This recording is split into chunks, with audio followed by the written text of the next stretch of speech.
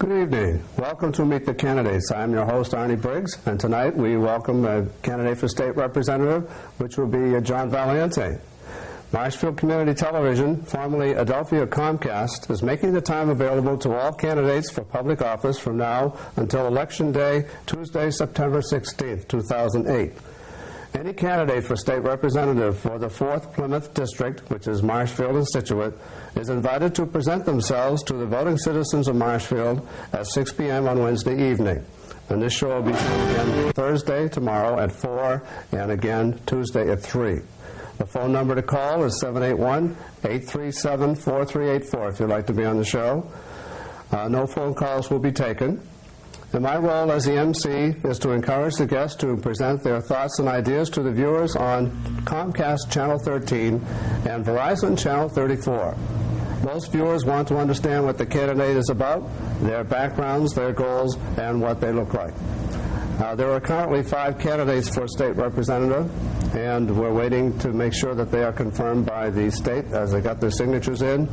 And they are, as you can see on the screen, Jim Cantwell, James Gilmore from Scituate, Steve Lynch, Mike Moresco, and John Valianti. They are from Marshfield. And 4 of them are Democratic candidates. That would be Cantwell, Gilmore, Lynch, and Moresco, and John Valianti. The guest today is an independent. And so, John, welcome to the show. Thank you, Arnie. Thank you for having me. I really appreciate you having me in here. Well, you're welcome, because it's a time for the citizens of Marshfield and maybe Scituate. We may get this on in Scituate, too, to see the candidates. Yeah, I mean, I hope so. And that intro was great. I was thinking of coming over here, one of the first things I should say to you, and boy, are we lucky to live where we live. We really are. It's amazing if you think about all the natural beauty we have, the history in this town, and in Scituate as well. They're both beautiful communities. Well, I've lived here 44 years now, and I don't really want to move. You were telling me that, and I've been fortunate enough to be here for 13 years, and this is our home. It always will be our home. And you were asking me before how long I've been down here, and I came down because my wife is from Norwell. And thank goodness we did, because it's a beautiful community, and it's wonderful, and I love living here, and that's why I'm running. I've been very involved in a lot of groups, as you know, right, as you see there, and I've been very active in politics as well. And there we go. So yes, yes, and so it should be no surprise, to folks that I am running. I have in the past told people that once Frank were to step down and retire, that I would do it. And we also got to thank Frank for all his service. He's a wonderful gentleman. 26 years. He's an awesome man. And just for that, I mean, think about that time he put in. It's just to do this, just to run for this office is harder than I remember.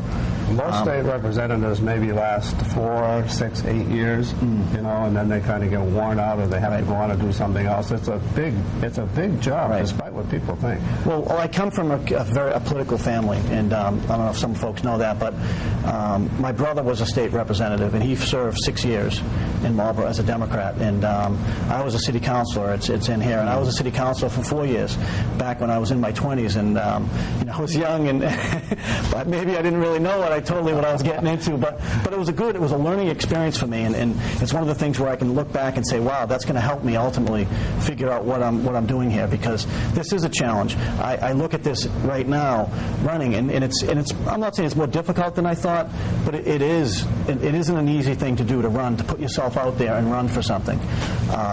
When I did it, I was in my 20s. I didn't have a family, and so I had a lot more time to do it. And it takes a lot of time, and it's a commitment, but it's well worth doing, because Marshfield and Scituate, we need to have the representation that I hope I can bring if I'm fortunate enough to get elected. Well, I mean, you do know what a state representative then has to do, because it isn't like, I think, what a lot of people think, that, gee, you just go in there, you vote for maybe an hour and a half, come home, and the day is over. No, it's a full-time thing, and it's going to be a full-time thing for me. I remember back when my brother did it, it was more than full-time for him. And it is a full-time commitment, and it needs to be. Frank always did it full-time. Yes. And it has to be, and I do have a business in town, and so people have asked me what I'm going to do. Well, I love my business, but obviously I'm going to hope at the time, if I am fortunate enough to get elected at the time, and hopefully I have some good people that can actually run the shop for me, and I'll work that part-time, because obviously if I'm lucky enough to get elected, it's a full-time commitment for me, and it should be. Well, it is, because not only do you have to be in town to meet with the committees in there, to meet with the other 159 representatives, you're only one of 100. Yeah. Well, look what Frank in the 26 years, he was at every event. You know, he had citations and proclamations for every event in Marshfield and Scituate. And just to do that alone, it takes a lot of time. It really does. Yeah, not only that, but he always answered your phone calls, too. Frank always returned phone calls. And it's the funny thing about Frank, and I should mention this, when I moved into town, he was one of the first people to welcome me into town with a nice letter, and I still have that letter. And I'll always cherish that letter because it was welcoming me into town. And I really appreciate that, so I really have to say that. And Frank's a great man, and like I said, I'm always going to do my best if I'm in there to try to do what he did. And in a different way, I'm not the same. I'm not going to say I am. I have my own ideas, and like I said, I'm running as an independent. Right. So it's a little different, and that's one of the challenges. I'm talking a little bit about that. It's different than someone running as a Democrat or even a Republican, because you're putting yourself out there, and who knows what's out there as an independent. And we talked a little bit about that before, Arnie, that we came on. But I think in Marshfield and Scituate, the numbers are, hopefully on my side, I think, in the end. And with the 55% of the people that are unenrolled in Marshfield and the 60% in Scituate, I think that'll be a good thing for me. Gives you a shot. Well, yes, and that's kind of what I'm looking for. I mean, that's how independents do it. Usually, how an independent, if you probably know this, but usually an independent has a legitimate, viable Republican and a legitimate, viable Democrat, and the independent becomes viable.